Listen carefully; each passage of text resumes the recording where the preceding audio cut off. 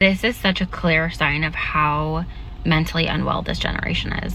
The child was diagnosed with cancer, and the doctor said, this is something that we can do to help your child heal. Would you say, my child's diagnosis doesn't define them, and leave? No, you'd probably get your kid help unless you're mentally unstable. My son was diagnosed with level 3 autism. He was very severely autistic. Severe because that's what it was. He didn't talk. He was in diapers still at the age of 5. He was a super picky eater, really bad behavioral issues, bang his head on things constantly, throw himself over things.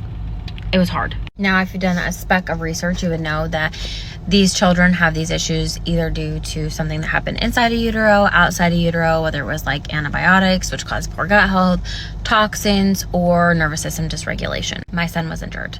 He had a reaction to those things, and he's no longer taking those things. He's exempt. Why? Because just like if your child was allergic to peanuts, you want to keep forcing them to take them. That's child abuse. They're going to have a reaction.